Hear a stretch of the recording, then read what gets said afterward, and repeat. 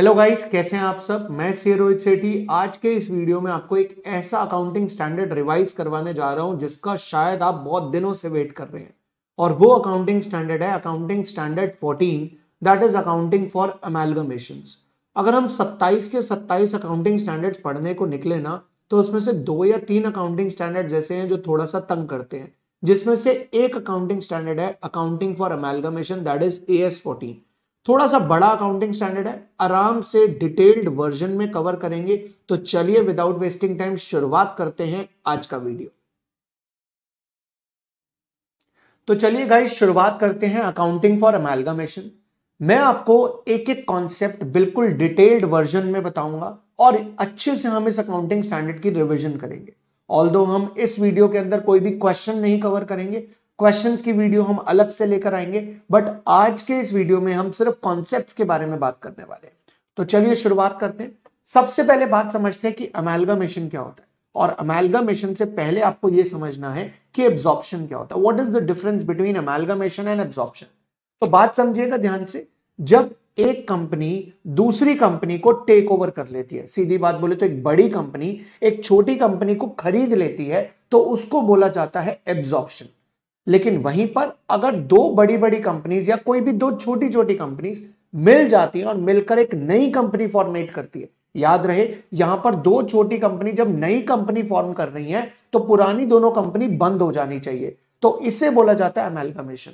इसका मतलब यह हुआ जब बड़ी कंपनी छोटी कंपनी को टेक ओवर कर ले, दैट इज एब्जॉर्प्शन। और जब दो कंपनीज एक बड़ी कंपनी यानी कि एक ही कंपनी बना ले और पुरानी दोनों कंपनीज को बंद कर दे, उसे हम बोलते हैं अमेलगमेशन, राइट।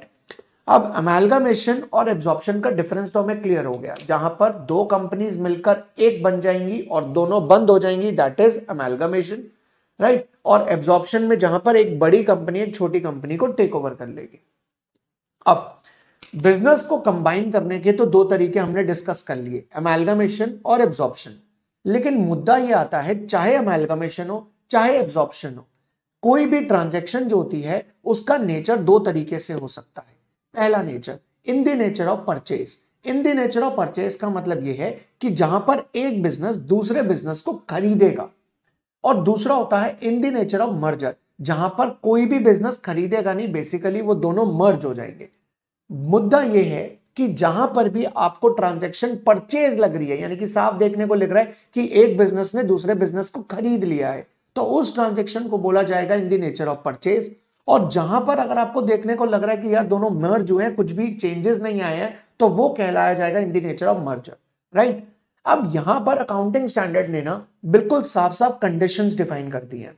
तो सबसे पहले हम कंडीशन पढ़ते हैं in the nature of purchase, और in the nature of purchase में हम परचेज मेथड लगाते हैं। In the nature of merger में हम पूलिंग इंटरेस्ट मेथड लगाते हैं।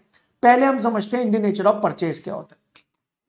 In the nature of purchase का मतलब यह है कि ए लिमिटेड जाएगी और बी लिमिटेड का बिजनेस परचेज कर लेगी। अब जब हम बिजनेस परचेज करने की बात करते हैं तो वहां पर परचेज एसेट और लायबिलिटीज की जाती हैं, रिजर्व्स एंड सरप्लस और शेयर कैपिटल को परचेज नहीं किया जाता। ऑब्वियस सी बात है ये तो।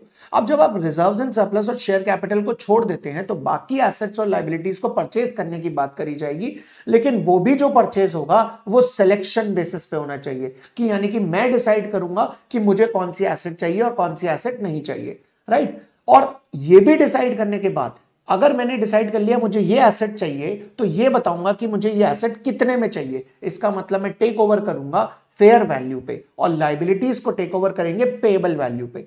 तो इन शॉर्ट सबसे पहला share capital, reserves and surplus take over नहीं होगा, एक्यूमुलेटेड लॉसेस टेक ओवर नहीं होंगे। उसके बाद दूसरी बात आती है एसेट्स और लायबिलिटीज टेक ओवर होंगी, लेकिन सिलेक्शन बेसिस पे टेक ओवर होना चाहिए। तीसरा मुद्दा यह निकल कर आता है कि लायबिलिटीज और एसेट टेक ओवर होंगी उनकी फेयर वैल्यू और पेएबल वैल्यू पे, राइट। ये हमारी तीन कंडीशंस हैं। अगर ये तीनों कंडीशन सेटिस्फाई हो जाए तो साफ साफ पता लग रहा है कि एक बिजनेस दूसरे बिजनेस को परचेज कर रहा है, राइट। तो वहां पर लगेगा हमारा परचेज मेथड। ओके जी। अब परचेज मेथड की सबसे बड़ी बात क्या है? सबसे बड़ी बात है, सबसे पहले हमें निकालना पड़ता है परचेज कंसिडरेशन। अब परचेज कंसिडरेशन क्या होता है? जब ए लिमिटेड बी लिमिटेड को खरीद रही है तो ए बी को कितने पैसे देगा उसे हम बोलते हैं परचेज कंसिडरेशन। अब मान लीजिए बी लिमिटेड की नेट एसेट्स बोले तो उसकी एसेट्स में से आप लायबिलिटी को माइनस कर दीजिए। तो नेट एसेट की वैल्यू 1 करोड़ है और बी लिमिटेड, ए लिमिटेड, बी लिमिटेड को 1 करोड़ से ज्यादा पैसे दे रहा है, लेट्स से 1 करोड़ 10 लाख रुपए दे रहा है। तो भाई ज्यादा क्यों दे रहा है? क्योंकि उसके बिजनेस की गुडविल है, यानी कि वो 10 लाख रुपए की गुडविल खरीद रहा है, राइट। लेकिन वहीं अगर वो 1 करोड़ के बदले उसे 90 लाख रुपए दे रहा है, इसका मतलब उसकी गुडविल नहीं है और ए लिमिटेड को प्रॉफिट्स हो रहे हैं और वो प्रॉफिट ट्रांसफर कर दिए जाएंगे कैपिटल रिजर्व में। तो सिंपल सी बात क्या है कि अगर परचेज कंसिडरेशन जो है वो नेट एसेट से ज्यादा है तो गुडविल, और अगर परचेज कंसिडरेशन नेट एसेट से कम है तो कैपिटल रिजर्व, राइट। अब हम आते हैं कुछ एंट्रीज को समझते हैं कि जर्नल एंट्री क्या पास करनी है। अब हम एंट्री जब समझने जाएंगे तो हमें 2 लोगों की बुक्स में समझनी है। सबसे पहला परचेजिंग कंपनी, परचेजिंग कंपनी यानी कि वो कंपनी जो बिजनेस को खरीदेगी, और दूसरा वेंडर कंपनी, वेंडर कंपनी वो होती है जिसका बिजनेस बिकेगा। अगर हम बात करें परचेजिंग कंपनी की, तो परचेजिंग कंपनी वो कंपनी है जो दूसरे बिजनेस खरीद रही है, राइट। अब सबसे पहली एंट्री वो उस दिन पास करेगा जिस दिन वो बिजनेस खरीदेगा। और एंट्री क्या पास करेगा? एंट्री पास करेगा कि भाई मैंने बिजनेस खरीदा, बिजनेस परचेज अकाउंट डेबिट, और क्रेडिट कर देगा उसको जिससे बिजनेस खरीदा, यानी कि वेंडर कंपनी के लिक्विडेटर को। क्योंकि कहीं ना कहीं अब वो कंपनी बंद होने वाली है, तो अगर वो कंपनी बंद हो जाएगी तो हम उसके लिक्विडेटर को क्रेडिट कर देंगे, राइट। इसके बाद हम क्या करेंगे? हम सारी एसेट और लाइबिलिटी टेक ओवर करेंगे, एसेट्स को डेबिट करेंगे, लाइबिलिटीज को क्रेडिट करेंगे। एसेट को डेबिट करेंगे फेयर वैल्यू पे जिसमें हमने टेक ओवर किया, और लाइबिलिटीज को क्रेडिट किया जाएगा पेबल वैल्यू पे, यानी कि जो वैल्यू हम पे करने वाले हैं। और बिजनेस परचेज जो हमने ऊपर डेबिट किया था वो यहां पर हम क्रेडिट कर देंगे। अगर अब हमारा डिफरेंस डेबिट साइड पे आया तो ऑब्वियसली गुडविल, और अगर क्रेडिट साइड पर आया तो ऑब्वियसली कैपिटल रिजर्व। और इसके बाद जो हमने पहली एंट्री में लिक्विडेटर को क्रेडिट किया था, अब यहां पर आकर हम लिक्विडेटर को डेबिट कर देंगे और उसके बदले उसको जो देना है वो दे देंगे, जो देना है वो दे देंगे, मतलब उसको शेयर्स देने हैं शेयर्स दे देंगे, कैश देना है कैश दे देंगे, राइट। अब मुद्दा ये आता है वेंडर कंपनी, यानी कि जो बिजनेस अपना बेच रहा है वो क्या एंट्री पास करेगा? अब भाई उसकी कंपनी तो बंद हो रही है, अब उसकी कंपनी अगर बंद हो रही है तो वो ऑब्वियसली रियलाइजेशन अकाउंट ओपन करेगा। तो सबसे पहले वो क्या करेगा? अपनी बैलेंस शीट को खाली करेगा। कैसे? शेयर कैपिटल और रिजर्व्स एंड सरप्लस वो शेयर होल्डर के अकाउंट में डाल देगा। एसेट सारी सारी रियलाइजेशन की डेबिट साइड ट्रांसफर कर देगा, और लाइबिलिटी सारी की सारी रियलाइजेशन की क्रेडिट साइड ट्रांसफर कर देगा। कैश और बैंक का बैलेंस, अब मुद्दा कैश और बैंक का ध्यान से समझने वाली बात है। अगर कैश और बैंक भी टेक ओवर हो रहा है, इसका मतलब परचेजिंग कंपनी कैश और बैंक भी टेक ओवर कर रही है, तो वो कैश को भी रियलाइजेशन में ट्रांसफर कर देगा। अगर कैश और बैंक टेक ओवर नहीं हो रहा तो फिर हम एक कैश और बैंक का अलग से अकाउंट बनाएंगे जिसका ओपनिंग बैलेंस डेबिट साइड पे चला जाएगा। मतलब मुद्दा क्या आया? मुद्दा यह आया, पहली एंट्री में हमने इक्विटी शेयर कैपिटल और रिजर्व्स एंड सरप्लस को कहां ट्रांसफर कर दिया? इक्विटी शेयर होल्डर के अकाउंट में। फिर हमने सारी एसेट्स को रियलाइजेशन की डेबिट साइड पे डाला, सारी लाइबिलिटीज को रियलाइजेशन की क्रेडिट साइड पे डाला। देन उसके बाद हमने क्या किया? परचेजिंग कंपनी से पैसा मांगा। हमने बोला परचेजिंग कंपनी हमें पैसा दो। अब अगर परचेजिंग कंपनी हमें पैसा देगी तो हम एक अकाउंट परचेजिंग कंपनी का भी बनाएंगे जिसमें हम डेबिट साइड पे लिखेंगे परचेज कंसिडरेशन और रियलाइजेशन को सेम अमाउंट से क्रेडिट कर देंगे, यानी कि purchase consideration account debit to realisation. Now बेटा ध्यान से समझना, कुछ चीजें ऐसी हैं जो परचेजिंग कंपनी टेक ओवर नहीं करेगी। अब अगर परचेजिंग कंपनी ने कुछ एसेट्स को टेक ओवर या कुछ लाइबिलिटी को टेक ओवर नहीं किया तो उसका सेटलमेंट हमने करना पड़ेगा। तो जब मैं एसेट बेचूंगा तो मैं कैश को डेबिट कर दूंगा, रियलाइजेशन को क्रेडिट कर दूंगा, और अगर मैं लाइबिलिटीज को सेटल करूंगा तो मैं कैश को क्रेडिट कर दूंगा और रियलाइजेशन को डेबिट कर दूंगा। ये तब किया जाएगा जब वो टेक ओवर नहीं करेगा और नॉट टेकन ओवर वाली एसेट्स को और लाइबिलिटीज को हम सेटल करेंगे, राइट। इसके बाद परचेजिंग कंपनी जब हमें पैसा देगी तो परचेजिंग कंपनी अगर कैश की फॉर्म में पैसा देती है तो कैश डेबिट हो जाएगा, और परचेजिंग कंपनी अगर इक्विटी शेयर्स की फॉर्म में पैसा देती है तो वो इक्विटी शेयर्स उठाकर हम किसको दे देंगे? अपने शेयर होल्डर्स को, यानी कि इक्विटी शेयर होल्डर के अकाउंट में डेबिट साइड पर वो आ जाएगा, राइट। इसके बाद हम रियलाइजेशन से प्रॉफिट और लॉस निकालेंगे, और रियलाइजेशन से जो भी प्रॉफिट और लॉस आएगा वो हम किसको ट्रांसफर कर देंगे? शेयर होल्डर को। और फाइनली शेयर होल्डर की पेमेंट करके हम रियलाइजेशन की जो लिक्विडेटर कंपनी है यानी कि जो वेंडर कंपनी है उसकी कंपनी की बुक्स को क्लोज कर देंगे, राइट। कुछ इस तरीके का रियलाइजेशन अकाउंट बनेगा हमारा। और इसके बाद हम आगे बढ़ते हैं और मुद्दा यह आता है कि परचेज कंसिडरेशन क्या होती है। तो मेरी बात को बहुत ध्यान से सुनना है आपने। परचेज कंसिडरेशन का मतलब होता है जो परचेजिंग कंपनी वेंडर कंपनी के, प्लीज इसे ध्यान से सुनिएगा, जो परचेजिंग कंपनी वेंडर कंपनी के शेयर होल्डर्स को पे करेगी किसी भी फॉर्म में। जो परचेजिंग कंपनी वेंडर कंपनी के शेयर होल्डर्स को पे करेगी। अब शेयर होल्डर्स कौन? इक्विटी या प्रेफरेंस? दोनों शेयर होल्डर को। तो परचेजिंग कंपनी वेंडर कंपनी के शेयर होल्डर्स को कोई भी पैसा दे, किसी भी फॉर्म में दे, चाहे कैश में दे, चाहे शेयर्स में दे, किसी भी फॉर्म में दे, तो वो कहलाएगी परचेज कंसिडरेशन। याद रहे, डिबेंचर्स परचेज कंसिडरेशन का पार्ट नहीं होते हैं, राइट। तो अगर आप पेपर देने जा रहे हो और क्वेश्चन आपको कंफ्यूज करने की पूरी पूरी कोशिश करेगा कि डिबेंचर्स को भी हमने पैसा दिया है, तो आपने क्या करना है, परचेज कंसिडरेशन में डिबेंचर नहीं आएगा। लेकिन कई बार question purchasing company vendor company को कितना पैसा दे रही है ये देता ही नहीं है क्वेश्चन में। अब अगर ये बात आपको क्वेश्चन में गिवन नहीं है तो इन दैट केस आपको क्या करना होगा, आपको लगाना होगा net asset method. Net asset method का मतलब क्या है कि जितने पैसे बनते हैं हम उतने ही दे रहे हैं। उस केस में हम परचेजिंग वेंडर कंपनी की सारी एसेट्स को प्लस करेंगे फेयर वैल्यू पे, सारी लाइबिलिटीज को माइनस करेंगे पेबल वैल्यू पे, जो भी अमाउंट आएगा हम मान लेंगे यही परचेज कंसिडरेशन है, बात खत्म। तो याद रहे, पहला मेथड हमने लगाना है, कोशिश करनी है कि हमें क्वेश्चन ये इंफॉर्मेशन दे कि वेंडर कंपनी को परचेजिंग कंपनी कितने पैसे दे रही है, राइट। अगर ये नहीं दिया हुआ तो हम नेट एसेट्स को ही अपना मान लेंगे परचेज कंसिडरेशन, राइट। अब इसके अलावा दो मेथड और होते हैं, जिसमें से एक लमसम मेथड प्रैक्टिकल नहीं है। यानी कि लमसम क्या होता है, भाई मैं तुझे 5 करोड़ रुपए दूंगा, अब ऐसा कुछ नहीं होता, ये सब कहने की बातें। और दूसरा होता है इंट्रिंसिक वैल्यू मेथड, जो कि हम आगे अभी कवर करेंगे। अब हम आते हैं सबसे पहले नेट पेमेंट मेथड में। तो नेट पेमेंट मेथड में बहुत सिंपल सी बात है, जितना पैसा इक्विटी शेयर्स को दिया जाएगा प्लस जितना पैसा प्रेफरेंस को दिया जाएगा वो बन जाएगा हमारा परचेज कंसिडरेशन। बट अगर क्वेश्चन में किसी भी हाल में इक्विटी को और प्रेफरेंस को कितना कितना पैसा दिया ये साफ साफ गिवन नहीं है, तो उस केस में आपको लगाना है net assets method. Net assets method में आपने क्या करना है, जो जो एसेट टेक ओवर हुई है वो लेनी है और जो जो लाइबिलिटीज टेक ओवर हुई है वो माइनस करनी है, वो आपकी नेट एसेट्स आ जाएगी, वो बन जाएगी आपकी परचेज कंसिडरेशन। इस केस में गुडविल और कैपिटल रिजर्व नहीं निकलेगा। क्यों नहीं निकलेगा, क्योंकि आपने उसे उतने में ही टेक ओवर कर लिया जितनी उसकी वर्थ है, राइट। अब हम आते हैं लिक्विडेशन एक्सपेंसेस। लिक्विडेशन एक्सपेंसेस उसको पे करने चाहिए जो कंपनी लिक्विडेट हो रही है, और लिक्विडेट हो रही है वेंडर कंपनी। अब अगर वेंडर कंपनी लिक्विडेशन एक्सपेंसेस पे करती है तो वो तो सिंपल एंट्री पास करेगी, रियलाइजेशन में डेबिट और कैश में क्रेडिट। पर अगर उसके लिक्विडेशन एक्सपेंसेस परचेजिंग कंपनी ने पे कर दिया, तो मेरी बात को गौर से सुन लो, अगर परचेजिंग कंपनी वेंडर कंपनी को कोई भी पैसा दे रही है, किसी भी फॉर्म में दे रही है, तो वो पैसा माना जाएगा कि वो पैसा जो है वो एक्स्ट्रा दिया है। और अगर एक्स्ट्रा दिया हुआ पैसा है तो वो कहां डेबिट हो जाएगा, गुडविल में। इन शॉर्ट एंट्री पास हो जाएगी, goodwill account debit to bank account, right.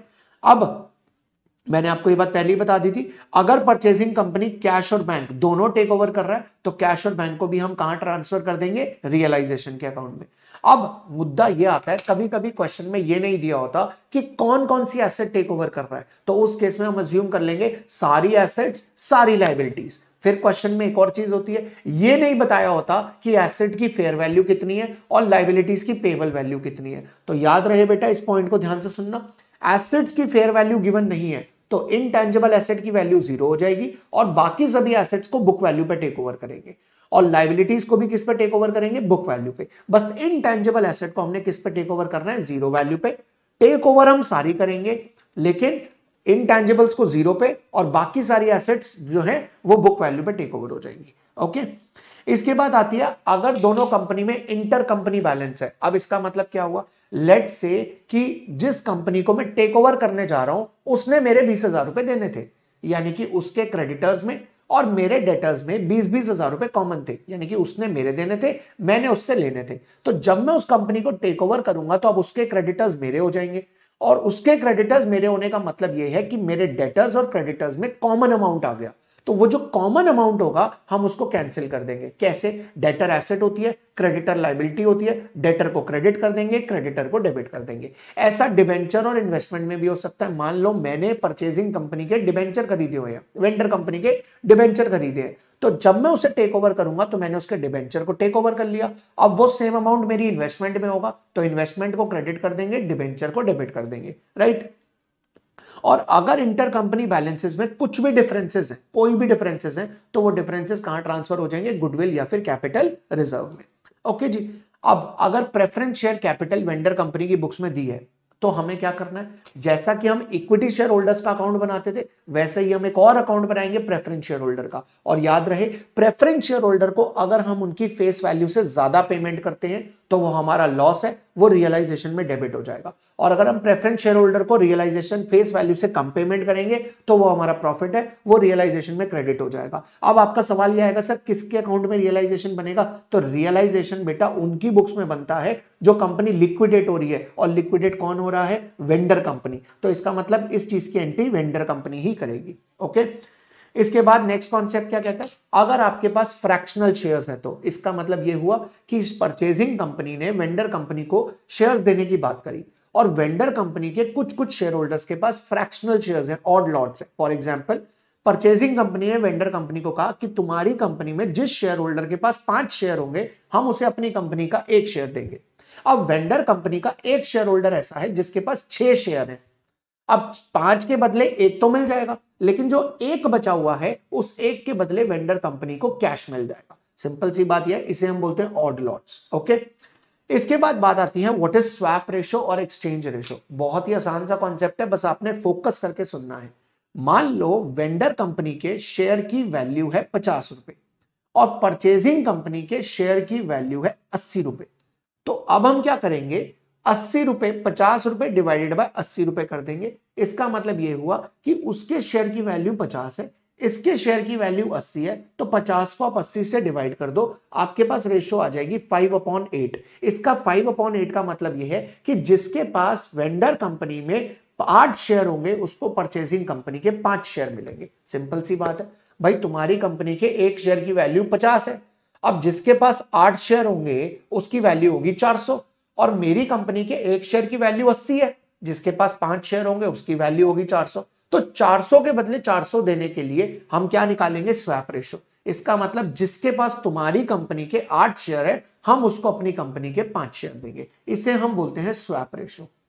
लेकिन कभी कभी क्या होता है, जो परचेजिंग कंपनी है ना, याद रहे ये मेथड परचेजिंग कंपनी के लिए, जो परचेजिंग कंपनी है ना उसके शेयर की वैल्यू क्वेश्चन में गिवन नहीं होती। यानी कि जो कंपनी दूसरी कंपनी को खरीद रही है और उसको अपनी कंपनी के शेयर्स दे रही है, तो उसका खुद का शेयर कितने का है ये बात क्वेश्चन में गिवन नहीं होती। तो अगर ये बात क्वेश्चन में गिवन नहीं है तो आपको फॉर्मूला लगाना पड़ेगा इंट्रिंसिक वैल्यू का। अब मुद्दा यह आता है इंट्रिंसिक वैल्यू क्या होती है।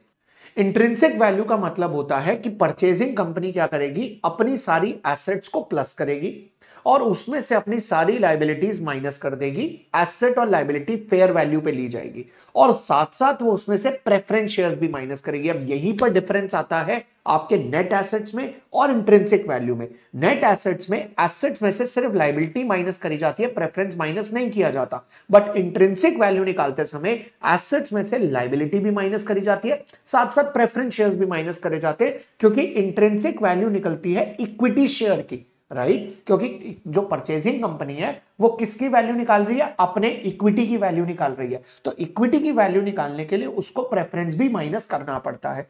तो क्या करना है, इंट्रिंसिक वैल्यू में जो परचेजिंग कंपनी है वो सबसे पहले अपनी सारी एसेट्स लेगी फेयर वैल्यू पे, सारी लायबिलिटीज माइनस करेगी पेबल वैल्यू पे, और प्रेफरेंस शेयर भी माइनस कर देगी। उसके पास अपनी कंपनी के इक्विटी शेयर्स की वैल्यू आ जाएगी, उसको वो डिवाइड करेगी अपने नंबर ऑफ शेयर से, तो उसको अपने शेयर की, एक शेयर की वैल्यू पता लग जाएगी मार्केट में। अब बात यह आती है कि सर मार्केट की वैल्यू निकालनी है तो मार्केट में जाकर देख लो, स्टॉक मार्केट में। बेटा ये कॉन्सेप्ट लगता है मेनली उन कंपनीज के लिए जो लिस्टेड नहीं है। यहां पर ये बात लिखी है, वैल्यू पर शेयर बेसिकली ये अनलिस्टेड कंपनीज के निकालने के लिए लगता है इंट्रिंसिक वैल्यू का कॉन्सेप्ट, राइट।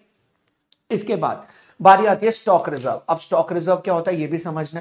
मान लो परचेजिंग कंपनी ने वेंडर कंपनी को कुछ गुड्स सेल करे थे, परचेजिंग कंपनी ने वेंडर कंपनी को गुड्स सेल करे थे। अब जब परचेजिंग कंपनी ने वेंडर कंपनी को गुड्स सेल करे होंगे तो परचेजिंग कंपनी ने उस पर प्रॉफिट कमाया होगा, और वो प्रॉफिट गुड्स की कॉस्ट में इंक्लूडेड होगा। अब वो गुड्स जब वेंडर कंपनी के पास है, तो जब वेंडर कंपनी का स्टॉक है उस स्टॉक के अंदर वो प्रॉफिट इंक्लूडेड है। अब जैसे ही मैंने ये स्टॉक अपने पास लिया, इसका मतलब वो प्रॉफिट के साथ मेरे पास आ गया। और मेरा इनर मी क्या जानता है, मेरा इनर मी ये जानता है कि ये प्रॉफिट इसमें इंक्लूडेड है और ये वही प्रॉफिट है जो मैंने कमाया है। तो मुझे इस प्रॉफिट को रिवर्स करना पड़ेगा।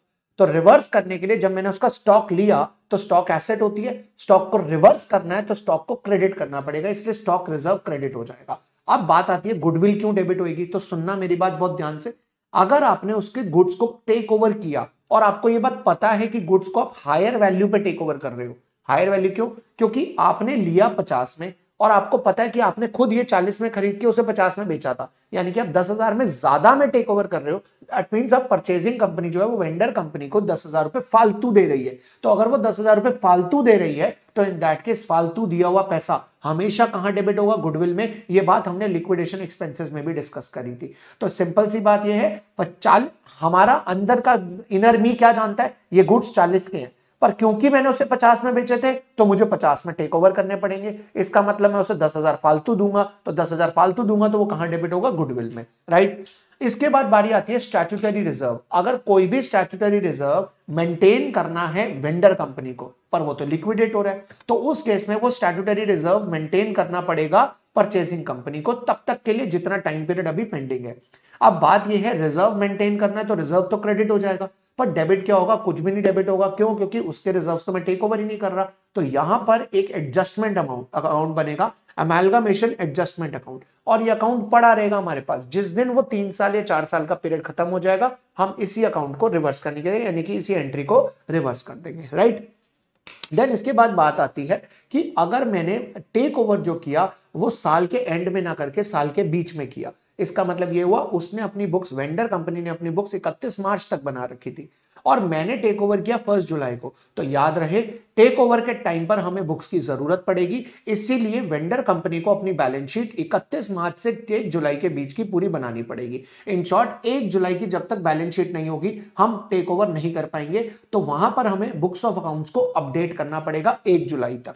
ओके, इसके बाद एक बड़ा ही एक अनोखा सा कॉन्सेप्ट है, that is par value concept. कभी कभी क्वेश्चन क्या कहता है, क्वेश्चन ये कहता है आप सारी एंट्रीज जो है वो पार पे पास करोगे। इसका मतलब परचेजिंग कंपनी अपना 10 वाला शेयर भले ही 1000 में दे रही हो, लेकिन आप एंट्री जो है वो प्रीमियम की पास नहीं करोगे, आप एंट्री सिर्फ किसकी पास करोगे, 10 रुपए की। इस केस में क्या होता है, पहले हम नॉर्मल तरीके से परचेज कंसिडरेशन निकालते हैं। परचेज कंसिडरेशन निकालने के बाद हम ये निकाल लेते हैं कि वेंडर कंपनी को इक्विटी परचेजिंग कंपनी कितने शेयर्स देगी, और वो परचेजिंग कंपनी जितने भी शेयर्स दे रही है उसको हम पार वैल्यू पे लेकर वो परचेज कंसिडरेशन फाइनल कर देंगे। इन शॉर्ट, प्रीमियम का जो अमाउंट है उसे इग्नोर कर दिया जाएगा। ये है पार वैल्यू का कॉन्सेप्ट। इसके बाद आते हैं dissenting share holders. Now what is dissenting share holder? Dissenting वो होते हैं जो डिसइंटरेस्टेड शेयर होल्डर्स हैं, यानी कि वेंडर कंपनी के कुछ शेयर होल्डर ऐसे हैं जो परचेजिंग कंपनी में आना ही नहीं चाहते। अब रीजन नहीं पता भाई, वो आना ही नहीं चाहते परचेजिंग कंपनी में। तो in that case purchasing company क्या करेगी, परचेजिंग कंपनी वेंडर कंपनी को कुछ पैसा देगी और कहेगी भाई तुम इन्हें भगा दो। तो in that case purchasing company जब वेंडर कंपनी को पैसा देगी तो वेंडर कंपनी क्या एंट्री पास करेगा, वेंडर कंपनी पहले अपने शेयर होल्डर्स को पैसा दे देगा, यानी कि dissenting share holders account debit to bank. और क्योंकि ये डिसेंटिंग शेयर होल्डर उसके खुद के इक्विटी शेयर होल्डर है, तो इस अमाउंट को वो ट्रांसफर कर देगा अपने इक्विटी शेयर होल्डर अकाउंट में। तो ये जो हमने पूरा कॉन्सेप्ट पढ़ा, ये पूरा कॉन्सेप्ट हमारा था परचेज मेथड का, जहां पर आपको ये साफ साफ पता लग रहा है कि एक कंपनी दूसरी कंपनी को परचेज कर रही है, राइट। परचेज की क्या कंडीशन थी, अगर आपको याद हो तो परचेज की 3 कंडीशन थी। पहला, share capital, reserves and surplus, accumulated losses ये टेक ओवर नहीं होंगे। एसेट्स और लायबिलिटीज को सिलेक्शन बेसिस पे लिया जाएगा, और एसेट्स को लिया जाएगा फेयर वैल्यू पे और लायबिलिटीज को पेएबल वैल्यू पे। अब हम मूव ऑन करते हैं पूलिंग इंटरेस्ट मेथड पर। नाउ पूलिंग इंटरेस्ट मेथड क्या कहता है? पूलिंग इंटरेस्ट मेथड का मतलब यह है कि आप कुछ नहीं कर रहे, बिजनेस किसी का खरीद नहीं रहे, बस बेसिकली 2 बिजनेस को मर्ज किए जा रहे हैं। समझना बात को ध्यान से, तो आपको क्लियरली डिफरेंस क्लियर होगा कि दोनों में फर्क क्या है। लेट्स से मुझे एक कंपनी को खरीदना है क्योंकि वो मेरा कंपटीटर, तो मैंने क्या कहा, अगर मैं अपने कंपटीटर को खरीद लूंगा मेरा कंपटीशन खत्म हो जाएगा। तो ये है परचेज, राइट। लेकिन यहां पर दूसरी जगह पे क्या हुआ, मैंने, एक और बंदा था, एक मैं था, मैंने सोचा चलो हम दोनों मिलकर काम करते हैं, इससे जो है दोनों का बिजनेस बढ़ेगा। तो ये हो गया एक तरह का कोलैबोरेशन। तो कोलैबोरेशन एक तरह का मर्जर होता है, और जहां पर मैं दूसरे का बिजनेस खरीद लेता हूं वो होता है परचेज, राइट। अब आपको डिफरेंस क्लियर हो जाएगा कंडीशन से। जो परचेज मेथड था वहां पर हमने ये बोला था कि एसेट्स और लायबिलिटी सिलेक्शन बेसिस पे टेक ओवर होगी। यहां पर हम कह रहे हैं सारी एसेट्स सारी लायबिलिटी, इस बात से कोई फर्क नहीं पड़ेगा कि कौन सी एसेट और कौन सी लायबिलिटी, कुछ नहीं छोड़ना। वहां पर हमने कहा था शेयर होल्डर्स, शेयर कैपिटल और reserves and surplus take over नहीं होगा। यहां हम कह रहे हैं कि रिजर्व्स एंड सरप्लस भी टेक ओवर होगा, राइट। वहां पर हमने कहा था कि जो पेमेंट है वो कैश में भी हो सकते हैं, शेयर्स में भी हो सकते हैं, लेकिन यहां पर पेमेंट किस में होगी, सिर्फ शेयर्स में होगी। वहां पर हमने ये बोला था कि एसेट्स और लायबिलिटी टेक ओवर होगी फेयर वैल्यू और बुक वैल्यू पे, फेयर वैल्यू और पेबल वैल्यू पे। यहां पर हम कह रहे हैं कि एसेट्स और लायबिलिटी टेक ओवर होगी सिर्फ और सिर्फ बुक वैल्यू पे। नाउ ध्यान से सुनना, वहां पर हमने ये नहीं कहा था कि बिजनेस कंटिन्यू रहना चाहिए, यानी कि जिसने टेक ओवर किया वो चाहे तो बिजनेस को कंटिन्यू रखे, चाहे बिजनेस को बंद कर दे। लेकिन यहां पर एक बात साफ है कि आप जिसका बिजनेस टेक ओवर कर रहे हो, दूसरी कंपनी जो है उसका बिजनेस बंद नहीं होना चाहिए, उसका बिजनेस चलते रहना चाहिए, यानी कि टेक ओवर जो होने के बाद भी बिजनेस कंटिन्यू रहना चाहिए।